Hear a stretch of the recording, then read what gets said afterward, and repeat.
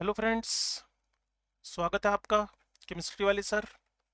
तो ये पार्ट 3 हम स्टार्ट करने जा रहे हैं, जो कि एलन का जे एडवांस का पैकेज है। उसमें पहले वाले 2 वीडियो आप देख चुके हो। पीरियोडिसिटी स्टार्ट करेंगे हम लोग। पीरियोडिसिटी है क्या, हम जानना चाहते हैं। What mean of the periodicity. तो कहीं ना कहीं एक regular gradation change, gradual change मिलता है प्रॉपर्टीज के अंदर, from top to bottom in the group हो सकता है, या फिर left to right in the period हो सकता है। Left to right in the period हो सकता है। तो कुल मिलाकर क्या लाइनें बनी? The regular gradation in the properties from top to bottom, ये टॉप टू बॉटम आपका ग्रुप हो गया, and from left to right ये आपका पीरियड हो गया। ठीक है जी। तो इसी पूरी बात को, चाहे वो डिक्रीजिंग हो इंक्रीजिंग हो, हमने क्या बोल दिया? पीरियोडिसिटी बोल दिया है। तो पीरियोडिसिटी का मतलब तो आपके दिमाग में आ गया। जैसे आपका पीरियड लगता है, आज मैथ्स की क्लास, तो अगले 24 घंटे बाद मैथ्स की क्लास। तो एक रेगुलरिटी, एक ट्रेंड, एक पीरियोडिसिटी, एक रिपीटिशन। ठीक है जी। तो अब आगे हम चलते हैं। लेफ्ट से राइट वाली बात आपके समझ में आ गई, टॉप टू बॉटम वाली बात आपके समझ में आ गई है। तो एक पीरियड के अंदर, जो कि आउटर मोस्ट शेल है in a period, the ultimate shell remain same. जो बाहर का शेल है ना बच्चे, वो तो सेम रहता है। जैसे मैं आपको लिथियम से लेकर, आउटर मोस्ट शेल लिथियम से लेकर नियोन तक एक्सप्लेन करता हूं। तो जब मैं electron configuration of the lithium लिखूंगा, तो ये आपके पास lithium, beryllium, boron, carbon, nitrogen, oxygen, fluorine, neon. तो जब मैं इलेक्ट्रॉन कॉन्फ़िगरेशन लिखता हूं लिथियम का, इट इज 1s2 2s1। तो ये सेकंड शेल आ गया है। ठीक है जी। तो ऐसी बेरिलियम में 2s2 2p1 2p3 2p4 2p6 तक नियोन में चलेगा। शेल का नंबर 2 है। तो in a period the ultimate shell, outermost shell remains same, but the number of electrons gradually increase। एक एक करके इलेक्ट्रॉन बढ़ते जा रहे हैं, 1 2 3 4 5 6। अगर मैं ग्रुप की बात करूं, तो वहां मुझे आउटरमोस्ट शेल में इलेक्ट्रॉन्स का नंबर सेम मिलता है, बट जो शेल का नंबर है, वो बदलता है। तो lithium, sodium, potassium, rubidium, caesium, francium. तो लिथियम का जो आउटरमोस्ट शेल है वो सेकंड है, सोडियम का थर्ड है, और पोटेशियम, रुबिडियम, सीजियम का 4s 5s, सीजियम का 6s, और जो फ्रेंशियम है उसका 7s है। और आउटर मोस्ट में एक एक इलेक्ट्रॉन पड़ा हुआ है। तो इलेक्ट्रॉन्स का नंबर तो सेम है, लेकिन शेल की वैल्यू 2 3 4 5 6 7 बढ़ती जा रही है। यही लिखा हुआ है ना group, the number of electrons in the ultimate shell remain same, but the values किसकी बढ़ रही है? एन की, मतलब शेल की वैल्यू बढ़ रही है। चलिए अब हम आगे देखते हैं जी। इन शेल को देखने के बाद कि इनकी वैल्यू बढ़ रही है, आउटर मोस्ट इलेक्ट्रॉन सेम पड़ा हुआ है, तो पीरियड का और ग्रुप का कैरेक्टरिस्टिक आपके सामने आ गया है। अब हमारे सामने जो बात सबसे इंपॉर्टेंट आएगी ना, कि पीरियोडिसिटी की वजह क्या है। What is the cause of periodicity? Periodicity की वजह क्या है, रीजन क्या है? तो कहीं ना कहीं मुझे ये बात सुनते ही मैजिक नंबर से याद आ जाएंगे। ठीक है जी। तो देखिए आपके दिमाग में क्या जानी चाहिए बात, कि cause of periodicity in properties is due to the same outermost shell of electron configuration coming at regular interval। वो जो रेगुलर इंटरवल है वो 2 8 8 18 32 है। 2 8 8 18 32, जिसको हम मैजिक नंबर्स बोलते हैं, जो मैंने सेकंड पॉइंट में आपको दिखा रखा है। तो अब देखिए, that cause of periodicity in properties is due to the same outermost shell. आपके सामने लिथियम, सोडियम, पोटेशियम सब बेसिक नेचर के, सब बेस बनाते हैं।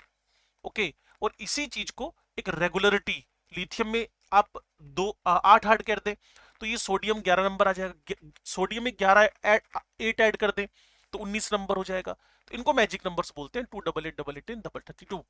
चलिए अब हम एक प्रॉपर्टी की तरफ बढ़ते हैं, वेरी वेरी इंपॉर्टेंट। इनऑर्गेनिक में भी, ऑर्गेनिक में भी स्क्रीनिंग इफेक्ट सिग्मा से रिप्रेजेंट होएगा, and effective nuclear charge Z effective से इंडिकेट होएगा। अब है क्या जी ये? तो आप देखिए इस बात को, valence electron suffer from the force of attraction.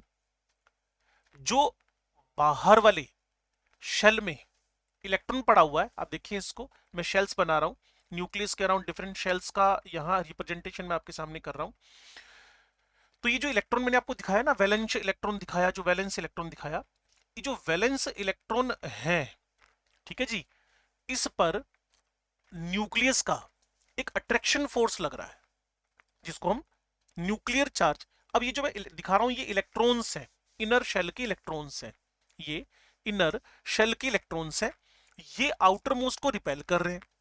तो वैलेंस शेल इलेक्ट्रॉन क्या कर रहा है जी, suffer from the force of attraction due to the nucleus and force of repulsion due to inner shell electrons. तो अंदर के इलेक्ट्रॉन्स जो बाहर वाले, जैसे 1 2 को 2 3 को 3 4 को रिपेल कर रहा है, the decrease in force of attraction on values valence shell electrons, the decrease in force of attraction on the valence shell electrons, जो बाहर वाला इलेक्ट्रॉन है उस पे न्यूक्लियस का अट्रैक्शन फोर्स घट गया है। वो घटाने के लिए कौन रिस्पॉन्सिबल है, अट्रैक्शन का एक रिवर्स फोर्स है, उसका नाम है रिपल्शन। तो इलेक्ट्रॉन इलेक्ट्रॉन को रिपल्शन दे रहा है, तो कहीं ना कहीं एक इलेक्ट्रॉन पे न्यूक्लियस का लगा अट्रैक्शन, जितने न्यूक्लियर चार्ज बढ़ेगा प्रोटॉन्स बढ़ेंगे, अट्रैक्शन बढ़ेगा, लेकिन बीच में अगर इलेक्ट्रॉन आ जाएं तो वो बाहर वाले इलेक्ट्रॉन को न्यूक्लियस के अट्रैक्शन से बचाकर वहां रिपल्शन फोर्स लगा देते हैं। तो जो नेट रिमेनिंग रिजल्टेंट जो इलेक्ट्रॉन पे न्यूक्लियस का चार्ज बचा, उसी को हम लोगों ने नाम दे दिया है ENC, effective nuclear charge, effective nuclear charge. The decrease in force of attraction on the valence shell electrons due to inner shell electrons is called the screening, shielding or repulsion. Due to screening, valence shell electron experience the less force of attraction of nucleus. Due to screening, net attraction force felt by the electron is measured by effective nuclear charge, Z effective, ENC बोलते हैं इसको, effective nuclear charge, effective nuclear charge. ठीक है जी। अब net अगर आपको effective nuclear charge calculate करना है, नेट फोर्स कैलकुलेट करना है, तो अंदर न्यूक्लियस है, प्रोटॉन है उसके अंदर, तो उसको आप जेड से लिखेंगे, उसको आप जेड से लिखेंगे, और जो अंदर का रिपल्शन फोर्स है उसको आप सिग्मा से लिखेंगे। तो जेड और सिग्मा के बीच का डिफरेंस जेड इफेक्टिव हो जाएगा if nuclear charge is equal to Z, the effective nuclear charge Z minus sigma करके, जेड अट्रैक्शन हो गया, सिग्मा रिपल्शन हो गया, जेड अट्रैक्शन हो गया, सिग्मा रिपल्शन हो गया, और इससे जो रिजल्ट निकला उसको आप लोगों ने क्या बोला हुआ है, जेड इफेक्टिव बोला हुआ है, जिसको आप लोग बोलते हो इफेक्टिव न्यूक्लियर चार्ज। ठीक है जी। इसको स्क्रीनिंग बोल सकते हैं, शील्डिंग बोल सकते हैं, और नेट रिपल्शन बोल सकते हैं, और जो बचा हुआ है उसको आप लोग ENC बोलते हो। ये मैंने आपको एक शो करके दिखाया कि इसमें आप न्यूक्लियस जेड है, ठीक है जी, पहला शेल है, दूसरा शेल है, तीसरा शेल है, चौथा शेल है, तो बाहर वाले को n दिखा दिया, उसके अंदर वाले को n-1 दिखा दिया, उसके अंदर वाले को n-2 दिखा दिया, ऐसे कॉन्टिन्यूटी में आप रहेंगे। और ये जो बाहर जिसको मैंने टेस्ट इलेक्ट्रॉन लिखा हुआ है, ये हमारे लिए ENC को, इफेक्टिव न्यूक्लियर चार्ज को रिप्रेजेंट करेगा। रिजल्टेंट न्यूक्लियस का अट्रैक्शन इस पे दिखने वाला है, रिजल्टेंट अट्रैक्शन दिखने वाला है, जिसको आप इफेक्टिव न्यूक्लियर चार्ज बोलने वाले हो। चलिए अब की पॉइंट्स क्या हैं जी हमारे पास। की पॉइंट्स में हमें एक छोटा सा इंफॉर्मेशन दे रहा है कि जब हम लेफ्ट से राइट जा रहे हैं, जब हम लेफ्ट से राइट जा रहे हैं, तब जो जेड इफेक्टिव है, जो ENC की वैल्यू है, लगातार बढ़ती जा रही है। बिल्कुल बात ठीक है, लेकिन S और P के लिए बिल्कुल परफेक्ट है। लेकिन एक बात एलन के इस मॉड्यूल में गलत लिखी हुई है, क्या, कि when we move from top to bottom, जो जेड इफेक्टिव है, वो जो जेड इफेक्टिव है वो उन्होंने कहा बढ़ता जा रहा है, जबकि मुझे थोड़ा सा कैलकुलेशन पॉइंट ऑफ व्यू से गलत बात लगती है। ठीक है जी, लिथियम से सोडियम तक बढ़ता है, नो डाउट, ठीक है, लेकिन इससे नीचे जाने पर इसकी वैल्यू कांस्टेंट बनी रहती है। तो मैं आपको जेड इफेक्टिव की कैलकुलेशन बता देता हूं। 1s इलेक्ट्रॉन्स के लिए 0.30 है, NS NP इलेक्ट्रॉन्स के लिए सिग्मा स्क्रीनिंग का फैक्टर वैल्यू 0.35 है, जो स्लेटर रूल से कैलकुलेट होती है। n-1 SPD के लिए 0.85, n-2 SPDF के लिए ये वैल्यू 1 है। अब देखो मैं इसको सोडियम पे अप्लाई करके आपको दिखाता हूं कि सोडियम के लिए हम इन वैल्यूज को अप्लाई करके कैसे जेड इफेक्टिव सिग्मा की वैल्यू अप्लाई करके, स्क्रीनिंग की वैल्यू अप्लाई करके, रिपल्शन की वैल्यू अप्लाई करके, शील्डिंग की वैल्यू अप्लाई करके कैसे जेड इफेक्टिव निकालते हैं, कैसे जेड इफेक्टिव निकालते हैं। ठीक है जी। तो सबसे पहले सोडियम को पकड़ते हैं हम लोग। Electron configuration 1s2 2s2 2p6 3s1 है, ठीक होगी बात। अभी जो 3s1 है ना, ये आउटर मोस्ट शेल है, ये 11वां इलेक्ट्रॉन है, इस पे अंदर के 10 इलेक्ट्रॉन रिपल्शन लगा रहे हैं, ठीक होगी बात। तो 11वें पे 10 का सिग्मा निकालना पड़ेगा, 11वें पे 10 का सिग्मा, और 11वां इलेक्ट्रॉन nth शेल है। उसके बाद 2 वाला n-1, और इससे पीछे 1s वाला n-2 है। लेकिन ध्यान रखना 1s के लिए 0.30 मत रख देना, वो n-2 कंसीडर हो रहा है आउटर मोस्ट के हिसाब से। तो 8 इलेक्ट्रॉन n-1 के हुए, 2 इलेक्ट्रॉन n-2 के हुए, 2 इंटू 1 कर दिया नीचे टेबल से, स्लेटर रूल से 8 इंटू 0.85 कर दिया, तो 2 प्लस 6.8 इज इक्वल टू 8.8 हो गया। और जब इसको जेड में से घटाएंगे, 11 में से घटाएंगे, सोडियम का नंबर ऑफ प्रोटॉन्स है, 8.8 घटाते ही इसकी वैल्यू 2.2 आ जाएगी। तो हमारे पास सोडियम का Z effective ENC, effective nuclear charge 2.2 बच गया है, 2.2 रह गया है। चलिए अब इसी बात को मैं पोटेशियम पे अप्लाई करके दिखाता हूँ। 1s2 2s2 p6 हो गया, 3s2 3p6 हो गया, 4s1 हो गया, ठीक होगी बात। 4sn हो गया, अंदर वाले n-1 हो गए, उससे अंदर वाले n-2 हो गए, और उससे भी अंदर वाले n-3 हो चुके हैं, ठीक है जी। अब आउटर मोस्ट अंदर वाले 18 इलेक्ट्रॉन का बाहर वाले 19वें इलेक्ट्रॉन पे रिपल्शन निकालना है। क्लियर। मैं फिर आपको बता दूं, 1s यहां नहीं है, ये n-3 कंसीडर हो रहा है, वो सिर्फ हाइड्रोजन हीलियम के लिए कंसीडरेबल है, इससे ऊपर वो कंसीडरेबल नहीं है, ठीक है जी। तो अंदर के मेरे पास जो इलेक्ट्रॉन है 18, वो 19वें पे रिपल्शन लगा रहे हैं, तो 19वें पे जेड इफेक्टिव निकालना है मैंने। तो n-1 के इलेक्ट्रॉन 8 हो गए, फिर अंदर n-2 के इलेक्ट्रॉन मेरे पास 10 हो गए, और फिर मेरे पास 10 का एडिशन करना है 6.8 में। हल्की मिस्टेक है यहाँ पर, 18.85 नहीं है ये 6.85 है। 8 का 0.85 से मल्टीप्लाई 6.8, ठीक है जी। 8 का 8.5 से मल्टीप्लाई 6.8, 16.8 हो गया सिग्मा का वैल्यू। तो 19 में से घटा दो, 2.2 आ गया। तो वो लाइन थोड़ी की पॉइंट्स में गलत है। When we move from top to bottom, जो आपका जेड इफेक्टिव है उन्होंने कहा बढ़ता जा रहा है, तो लिथियम से सोडियम तक तो ठीक है, उसके आगे मेंटेन्ड है, कॉन्टिन्यूसली कांस्टेंट पड़ा हुआ है। तो आगे बढ़ते हैं जी।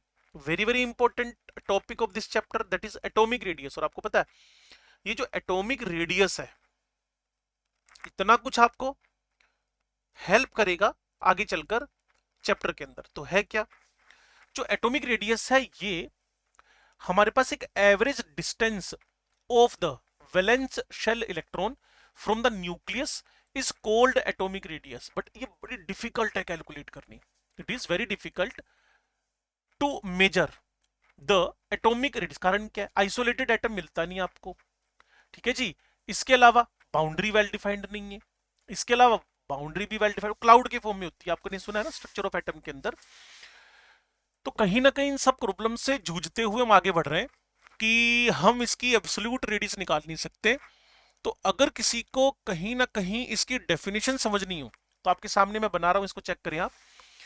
बॉन्ड डिस्टेंस, दो न्यूक्लियस के बीच की डिस्टेंस को बॉन्ड डिस्टेंस बस उसका हाफ कर दें आप। दो न्यूक्लियस के बीच की डिस्टेंस है बॉन्ड डिस्टेंस, बॉन्ड लेंथ, उसका हाफ कर दें आप, half the inter nuclear distance. Clear. उसी को आपने क्या बोला, बॉन्ड लेंथ का हाफ, उसी को आप रेडियस बोलेंगे। और हर जगह मैं 3-4 टाइप की रेडियस आपके सामने रखूंगा। एक तो आयनिक की, और 3 मेन रेडियस है, वेंडरवॉल, मेटेलिक एंड कोवेलेंट। तो internuclear distance is also known as bond length, जैसा कि मैं आपको फोटो से दिखा रहा हूं। और इस फोटो में आप देखिए दो न्यूक्लियस के बीच की डिस्टेंस मैंने आपको बना के दी है। Inter nuclear distance depends upon the type of bond. अब है कैसा, क्या कोवेलेंट बॉन्ड बना, क्या मेटेलिक बॉन्ड बना, ठीक है जी। क्या वो कहीं ना कहीं कोवेलेंट रेडियस या कोवेलेंट फोर्स ऑफ अट्रैक्शन लगा हुआ है, ठीक है जी। तो by which two atoms are combined, दो एटम कंबाइंड है। Atomic radius has been defined in following 4 ways. ठीक है जी, तो दो न्यूक्लियस के बीच की डिस्टेंस है। Atomic radius has been defined in the following 4 ways. पहला कोवलेंट, दूसरा मेटालिक, तीसरा वेंडरवॉल, चौथा आपके पास है ionic radius. Covalent, metallic, van der Waals और आयोनिक रेडियस। देखिए आप, क्लोरीन क्लोरीन के बीच में कोवलेंट रेडियस है, कार्बन कार्बन के बीच में कोवलेंट रेडियस है, शेयरिंग चल रही है। तो 198/2 किया और यहाँ 154/2 किया, half of the distance in between the two nucleus of directly bonded atoms. तो आधी लेंथ किसकी, दो न्यूक्लियस के बीच की हाफ, दो न्यूक्लियस के बीच की हाफ। बस उसी को हम लोगों ने क्या बोल दिया है, atomic radius has been defined. चार टाइप की रेडियस है, वीएमसी मैंने कोड बना रखा है, van der Waals, metallic and then covalent. VMC मैंने कोड बना रखा है, वेंडरवॉल, मेटालिक एंड कोवलेंट, और फाइनल मेरे पास है ionic, VMC I, VMC I, van der Waals, metallic and covalent, I I for ionic. चार टाइप की मेरे पास एटम की रेडियस आएंगी। ठीक है जी, थोड़ा और आगे बढ़ते हैं इसी चीज में। कोवलेंट रेडियस की बात करने वाले हैं सबसे पहले। तो ये कोवलेंट रेडियस क्या हुई, मैंने आपको बताया ना, शेयरिंग हो रखी है, दो एटम्स की शेयरिंग हो रखी है। 1/2 ऑफ द डिस्टेंस किसके बीच की, दो singly bonded atom, single bond है, डबल बॉन्ड में एग्जैक्ट आप रेडियस निकाल नहीं पाएंगे। जैसे दो बॉन्ड्स को मैंने डायरेक्टली कंबाइन कर दिया, तो इसके अंदर मैं अगर ऑब्जर्व करूं, ये देखिए, ये मैंने कोवलेंट बॉन्ड बना दिया, ये मैंने कोवलेंट बॉन्ड बना दिया, शेयरिंग दिखा दी, दो न्यूक्लियस के बीच की डिस्टेंस का मुझे हाफ करना है, तो उसको हम लोगों ने एक नाम दे दिया covalent radius. 1/2 of the distance between, क्या हो रखा है, दो एटम्स कंबाइन हो रखे हैं, जुड़े हुए आपस में, शेयरिंग किए हुए आपस में। तो वो मैं पीछे आपको समझाया था, क्लोरीन क्लोरीन मोलिक्यूल है, 198 है, हाफ करेंगे तो 91 पिकोमीटर आपके पास आंसर आ जाएगा। ठीक है जी, और दोनों के बीच के डिस्टेंस का हाफ कर दें आप, और यहां दोनों एटम्स का सिमिलर होना बड़ा जरूरी है। तो दो एटम्स का सिमिलर होना जरूरी है, तो दोनों के बीच की डिस्टेंस का क्या कर दें आप, एग्जैक्टली हाफ कर देंगे, वो आपके पास कोवलेंट रेडियस निकल आएगी। ठीक है जी,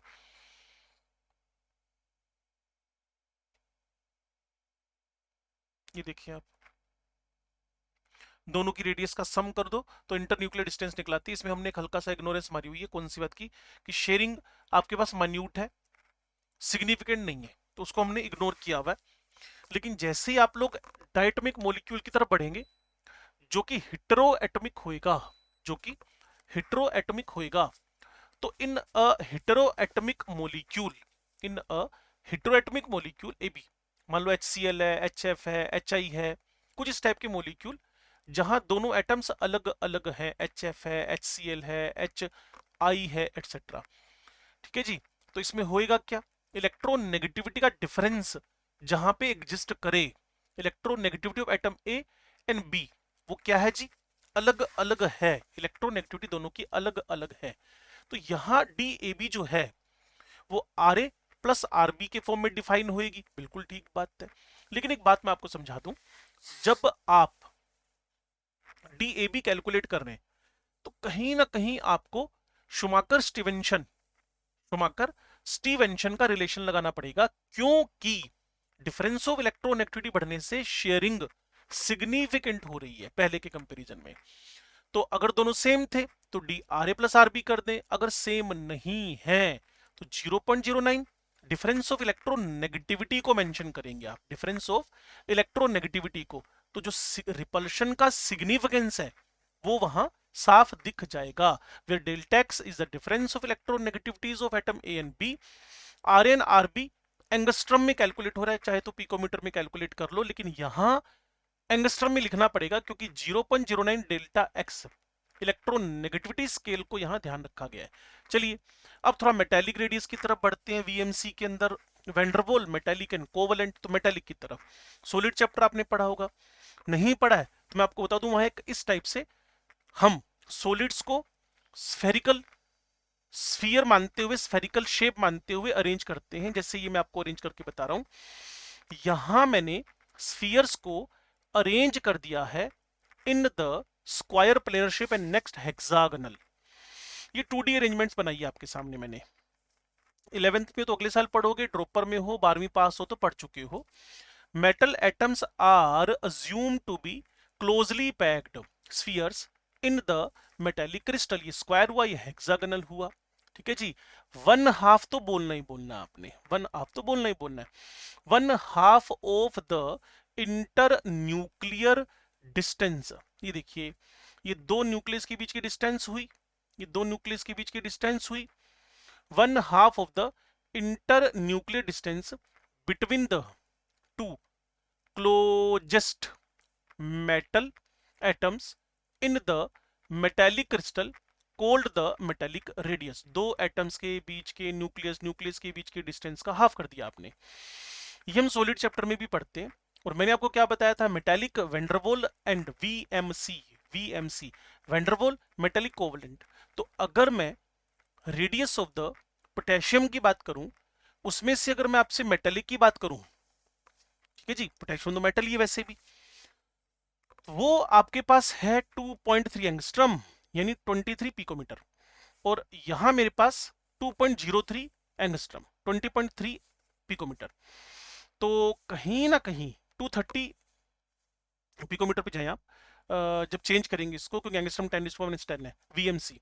तो मेटालिक रेडियस बड़ी हो गई है कोवलेंट से, तो कोवलेंट 2.03 है, जो कि मेटालिक रेडियस 2.3 एंगस्ट्रम है। तो मेटालिक रेडियस कोवलेंट जहां शेयरिंग हो रखी है उससे बड़ी होगी। जबकि जबकि जबकि अगर आप मेटालिक की बात कर रहे हो ना, तो यहां इनके कोर टच में है, सिर्फ इनका आउटर मोस्ट शेल टच में है, शेयरिंग नहीं हो रखी है। कोवलेंट में शेयरिंग होती है, कोवलेंट में शेयरिंग, जबकि मेटालिक में मुझे शेयरिंग नाम का कुछ भी नहीं मिलता, शेयरिंग जैसा कुछ भी नहीं है, शेयरिंग टाइप का कुछ भी नहीं है। तो आगे हम लोग देखेंगे about the Van der Waals radius. Van der Waals radius क्या है, पहले तो इसको आप वीएमसी अपने दिमाग में परमानेंट रखें। नेक्स्ट आपके पास है वेंडरवॉल रेडियस। स्टेट्सोमीटर में वेंडरवॉल फोर्स ऑफ अट्रैक्शन आपने पढ़े हुए हैं। तो in the solid state the non metallic element usually exist as aggregation of molecules which are held together by van der Waals forces one half of the distance between the nuclei of two adjacent atoms belonging to neighboring molecules of a compound in the solid state is called van der Waal radius। तो van der Waal radius समझने के लिए थोड़ा सा आपको इस molecule को समझना है।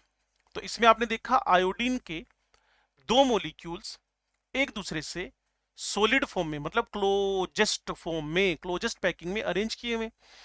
जो आपके पास ये दिख रहा है ना, इसको आई को हम बोलेंगे कोवलेंट रेडियस। आई ये कोवलेंट रेडियस का रिप्रेजेंटेशन आ रहा है, कोवलेंट रेडियस का रिप्रेजेंटेशन आ रहा है। लेकिन जैसे ही मैं इन दोनों को क्लोजेस्ट अप्रोच पे लेकर आऊंगा, जैसे ही मैं इनको सॉलिड फॉर्म में लेकर आऊंगा, ठीक है जी, सॉलिड फॉर्म में लेकर आऊंगा, ये देखिए ये कोवलेंट है, दो एटम्स हैं, शेयर कर रखा है इन दोनों ने, दो न्यूक्लियस के बीच की डिस्टेंस है, ये शेयरिंग चल रही है। तो ये आपको कोवलेंट रेडियस का इंफॉर्मेशन दे रहा है। जो पीछे पढ़ चुके हैं हम लोग 2.66 एंगस्ट्रम है, ये 266 पिकोमीटर हो जाएगा। ठीक है जी। अब मैं इन दो मॉलिक्यूल को क्लोजेस्ट अप्रोच पे लेकर आ रहा हूं, सॉलिड फॉर्म में डाल रहा हूं। तो ये जो बीसी हुआ ना, ये आपको कहीं ना कहीं 4.3 एंगस्ट्रम दिख रहा है, दूर है, बड़ा है। मैंने तो आपसे पहले ही कहा था कि आपकी वेंडरवॉल रेडियस बड़ी रहेगी as compare to the metallic and metallic and ठीक है जी, मेटेलिक एंड कोवलेंट रेडियस। ठीक है। तो आयोडीन को क्लोजेस्ट डिस्टेंस पे हम लेकर आ गए, और वो एक van der Waals force of attraction show कर रहे हैं। और वेंडरवाल फोर्स ऑफ अट्रैक्शन क्यों शो कर रहे हैं, क्योंकि क्लोजेस्ट अप्रोच पे है। आयोडीन तो कभी एक दूसरे के साथ कोवलेंट बॉन्ड तो बना नहीं सकता ना, I2 की बात कर रहा हूं। तो वेंडरवाल मेटालिक एंड कोवलेंट ये प्रूव हो गया डेटा से। ओके। तो ऊपर की डेफिनेशन को एक बार ध्यान से देख लीजिएगा आप। इन the solid state the non metallic element usually exist as aggregation of the molecules which are held together by van der Waal forces। ठीक होगी बात। इसमें से आपने पूरी डेफिनेशन सीख ली। One half of the distance between the nucleus of two adjacent atoms belonging to two neighbouring molecules of a compound, iodine compound in the solid state is called the van der Waal radius. चलिए van der Waals radius मैंने आपको बताई है, internucleus जो distance है between the nuclei of two neighbouring atoms, उसका half कर दीजिए आप, बस सीधी सा बात है। ये देखिए मैं आपको शो करके दिखा रहा हूँ, पीछे भी मैंने आपको प्रॉपरली रिप्रेजेंट करके दिखाया था चीजों को। कंफ्यूजन हो तो मेरे से इमीडिएटली डिस्कशन करें आप। ये देखिए इस सॉलिड फॉर्म में आ गए, क्लोजेस्ट अप्रोच पे आ गए। क्लोजेस्ट अप्रोच पे आने के बाद इन दो जो मैंने अभी आपको वर्टिकल लाइंस खींच के दिखाई है, ठीक है जी, इन दोनों के बीच का मैंने हाफ ले लिया है। ओके, तो एक मैंने बताया आपको कि एक ऐप है, ये कोई प्रमोशन वाला वीडियो नहीं है, उस पे जाकर आप इस टाइप से सारी इंफॉर्मेशन कलेक्ट कर सकते हैं, सिंगल सिंगल एलिमेंट को वहां डिस्कवरी के साथ, उसकी फिजिकल स्टेट के साथ, रेडियस के साथ सब कुछ मेंशन किया हुआ है। ओके, तो बच्चों की इन्फॉर्मेशन के लिए मैं अपनी ऑनलाइन ऑफलाइन दोनों क्लासेस के अंदर अपलोड करवाता हूँ, डाउनलोड करवाता हूँ इसको। ठीक है, तो अब देखें जो मेरे पास कुछ इंपॉर्टेंट बातें आ रही हैं वो है कि वैंडरवॉल रेडियस हमेशा मेटेलिक्स और मेटलिंग कोवलेंट से ज्यादा होगा। एग्जांपल मैं आपको ढेरों पहले बता भी चुका हूँ, पिछले पेज पर जाकर भी आप नोट्स बना सकते हैं, वहां से सारी इंफॉर्मेशन हमारे दिमाग में आ रही है।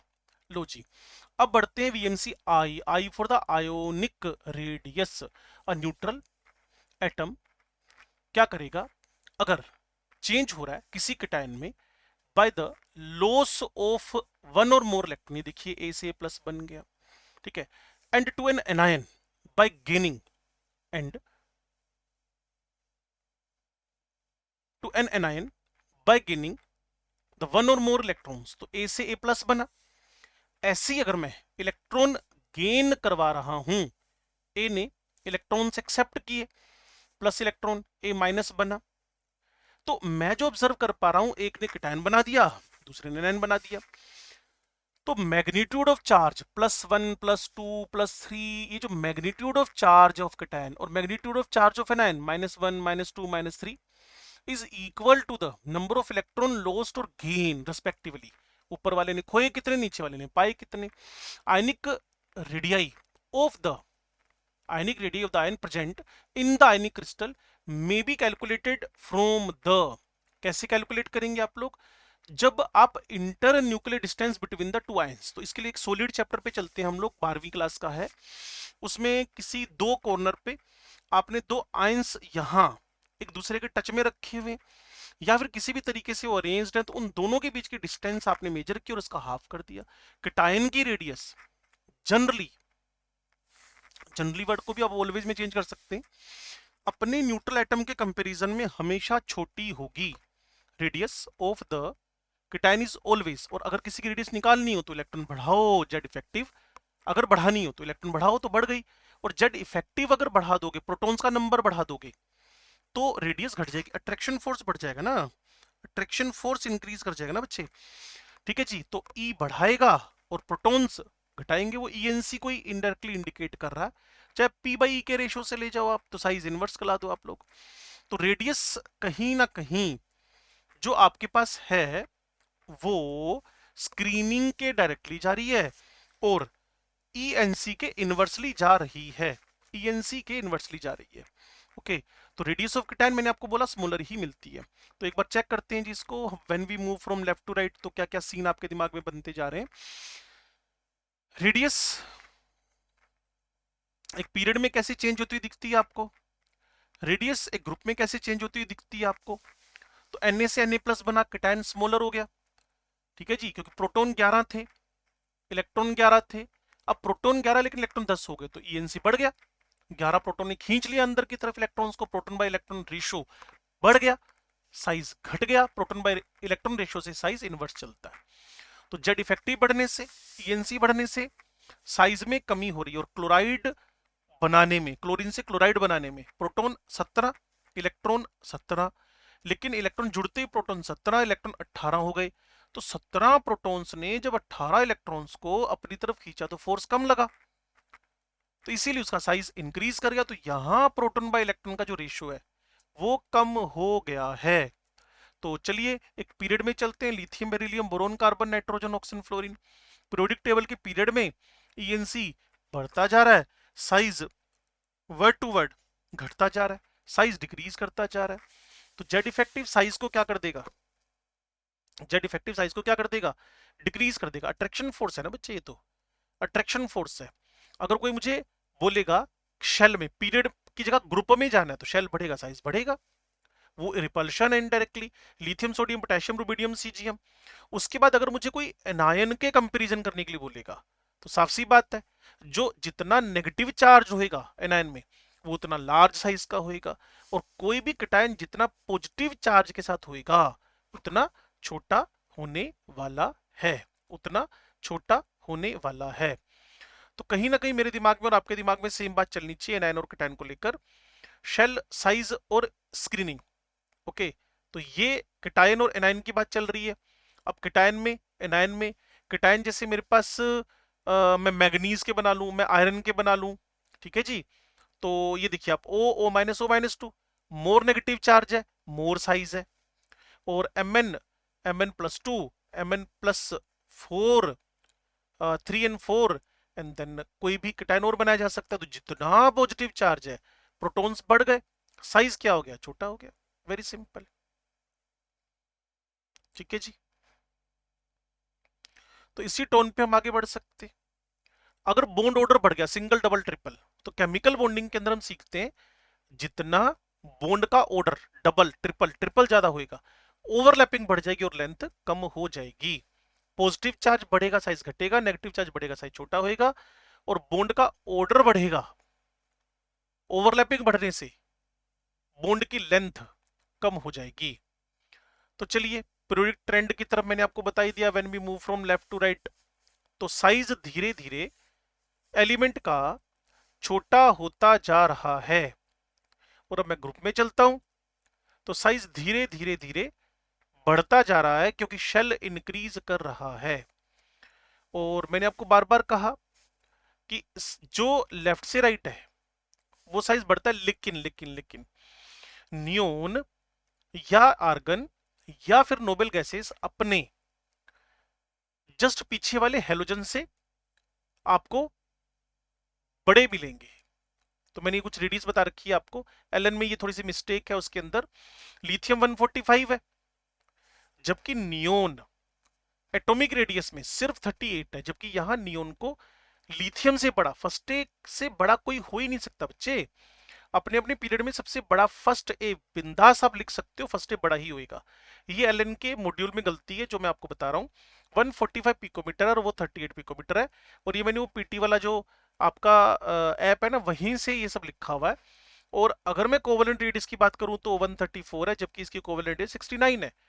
हाँ, जिस बात पे आपको जाना चाहिए, फ्लोरीन से, फ्लोरीन से जो नियोन है उसकी वैंडरवॉल रेडियस बड़ी है 147, और यहां आकर ये अपने पास 159 के आसपास है, ठीक है जी। लेकिन लिथियम से कभी भी नियोन बड़ा नहीं होएगा, सोडियम से कभी भी आर्गन बड़ा नहीं होएगा, छोटे ही होंगे। तो ये गलती कभी मत करना। हाँ है, गलती को सुधारा जा सकता है, तो ये नहीं कि गलती है तो इसको मान ले, मिस प्रिंट है यहाँ पर, या फिर सोचा नहीं गया लिखने के बाद, जो भी है क्रिटिसाइज करना हमारा टारगेट नहीं है। मटेरियल अच्छा है तभी मैं आपको इसकी वीडियो बनाकर दे रहा हूं ताकि आप इसको समझ पाए, सुन पाए, लेकिन गलती तो गलती, इसको सुधारा जा सकता है, कोई बहुत बड़ा इश्यू नहीं है। तो ग्रुप और पीरियड की सारी बातें तो आपके दिमाग में वर्ड टू वर्ड एंटर मैंने करवा दी हैं। इसके अलावा मैंने आपको बता दिया है कि किस तरीके से लेफ्ट से राइट जाने पर कहां कहां गड़बड़ हो सकती है, कहां कहां गड़बड़ हो सकती है। चलिए आप इन एग्जांपल्स को कॉपी में शांति से लिख लीजिए, आराम से लिख लीजिए, कूल होकर सारी बातें आप अपनी कॉपी में उतार लीजिए।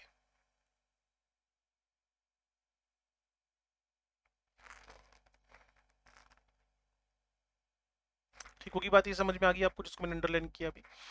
अब मैं थर्ड ग्रुप में जा रहा हूं जिसमें बोरोन, एल्यूमिनियम, गैलियम, इंडियम, थीलियम है। इसको वैसे पी ब्लॉक के ग्रुप नंबर 13 में पढ़ते हो आप लोग। एल्यूमिनियम और गैलियम टॉप से बॉटम साइज बढ़ना चाहिए, लेकिन यहां मामला उल्टा हो रहा है क्योंकि इलेक्ट्रॉन n-1 d में एंटर कर रहे हैं। इससे क्या हो गया, ईएनसी बढ़ गया, स्क्रीनिंग पुअर हो गई। जितने इलेक्ट्रॉन बाहर की जगह अंदर की तरफ बढ़ते जाएंगे वो न्यूक्लियस के अट्रैक्शन में आते जाएंगे, इसीलिए एल्यूमिनियम 143, गैलियम 135 पिकोमीटर का, मतलब जो बढ़ना चाहिए था वो साइज अब घट गया है।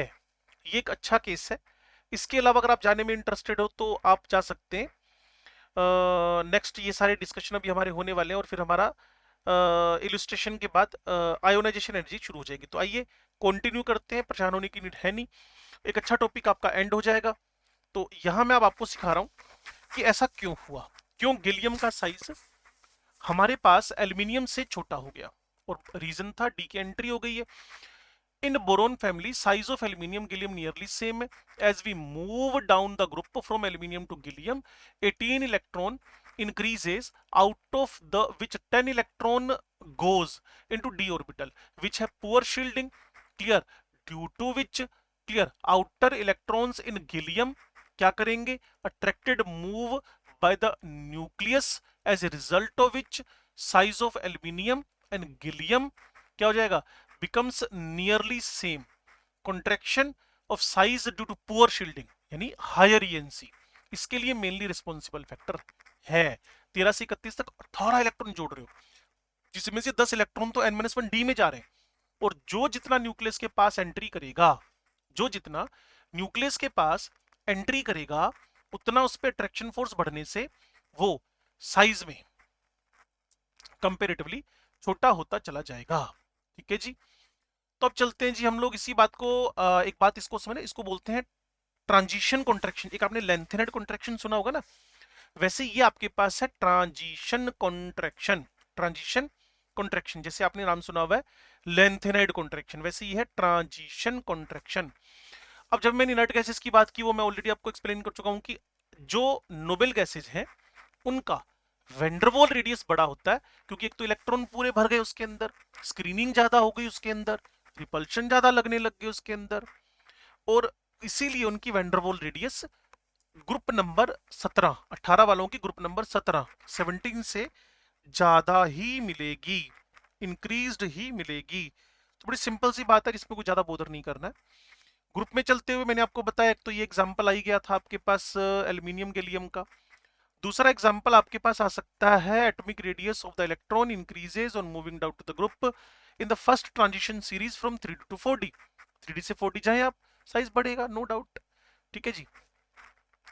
वो जो आपका स्कैंडियम है उससे बड़ा यूट्रियम है ही, लेकिन यूट्रियम से लैंथेनम आए, उसके जस्ट आगे हाफेनियम, कहां से?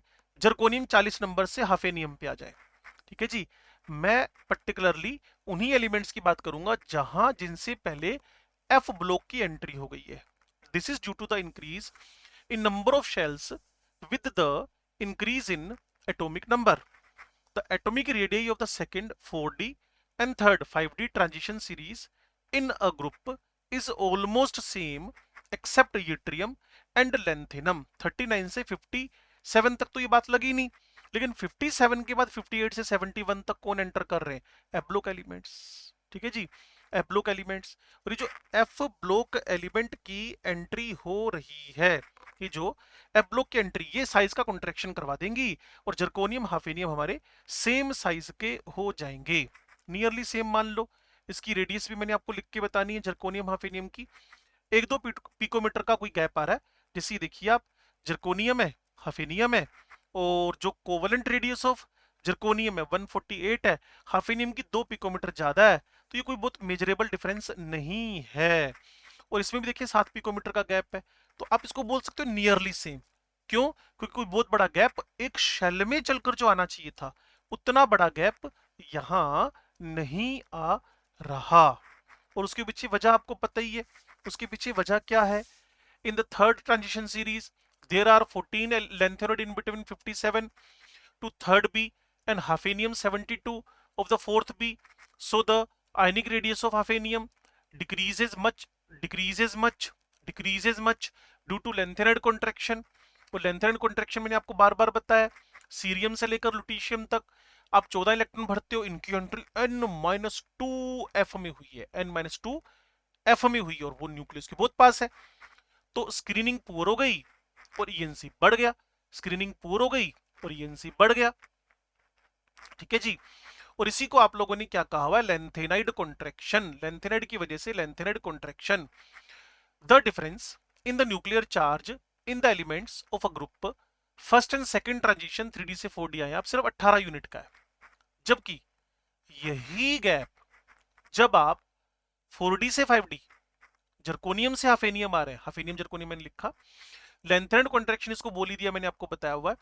तो 18 का जो डिफरेंस है 3D 4D का, अब वो डिफरेंस 18 की जगह, अब वो डिफरेंस 18 की जगह 32 का हो गया है, ठीक है जी।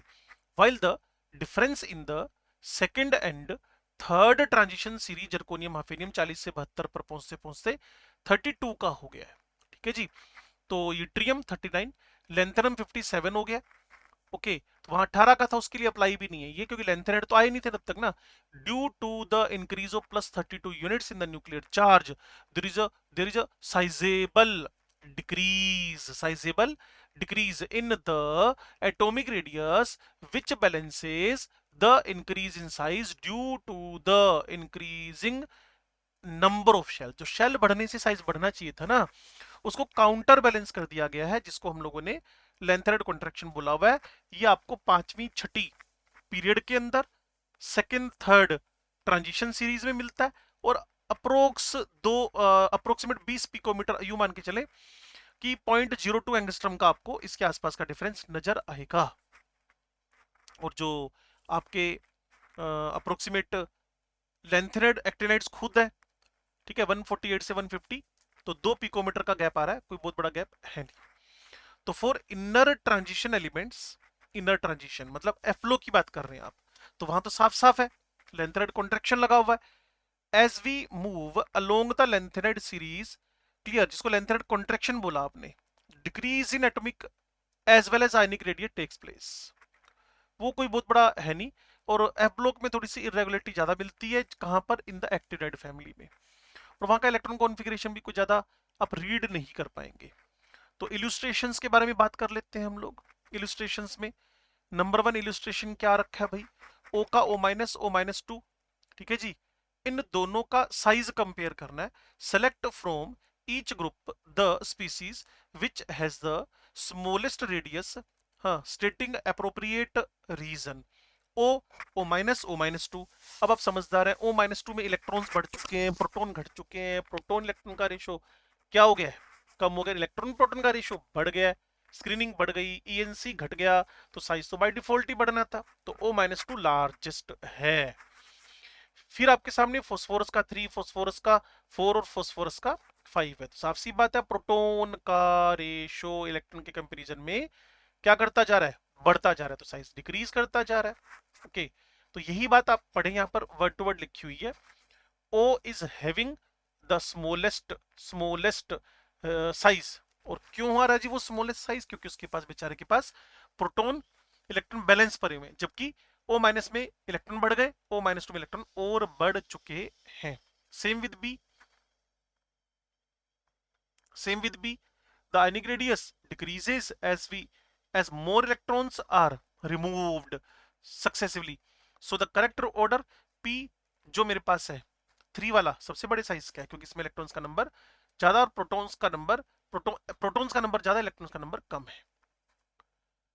तो अगला क्वेश्चन हम पढ़ें, इससे पहले इस लाइन को अंडरलाइन कर लीजिए, आप रिवीजन कर लीजिए, कोई दिक्कत हो तो मेरे से बात कर लेना, कमेंट में डाल दें, मेरे व्हाट्सएप ग्रुप पे डाल दें, मेरे आप टेलीग्राम चैनल पे डाल दें। आगे बढ़ते हैं। तो क्वेश्चन है आपके पास ये, इस टाइप के क्वेश्चन आईआईटी जैम में भी आ रखे हैं, 2021 के पेपर में पढ़ा हुआ था। 4 केटायन आपस में कंपैरिजन करवा रखे हैं उन लोगों ने, बीच में 1-2 एनायन भी थे, 4 केटायन, 4 आयन कंपेयर करवा रखे हैं। तो Mg+2 is smaller than O-2 in size, हो नहीं था, क्योंकि Mg और O- आइसो इलेक्ट्रॉनिक है, आइसो इलेक्ट्रॉनिक मतलब इलेक्ट्रॉन का नंबर सेम है, तो जिसके पास प्रोटॉन ज्यादा है उसका साइज छोटा हो गया। कंपेरेटिवली प्रोटॉन इलेक्ट्रॉन तो बराबर है ना, प्रोटॉन 12 है, तो प्रोटॉन इलेक्ट्रॉन रेशियो समझ लो, चाहे बढ़ेगा तो साइज कम हो जाएगा, और इलेक्ट्रॉन प्रोटॉन का रेशियो जब बढ़ेगा तो साइज उस अकॉर्डेंस में क्या हो जाना है जी, इलेक्ट्रॉन प्रोटॉन बड़ा हो जाना है। ये आयोनाइजेशन पोटेंशियल है। केमिस्ट्री वाले सर को आप सब्सक्राइब करें, और इस चैनल को ज्यादा शेयर करें मेन ना, क्योंकि आपको घर बैठे मैं एलन की बुक वर्ड टू वर्ड समझा रहा हूँ, रीड नहीं कर रहा, समझा रहा हूँ।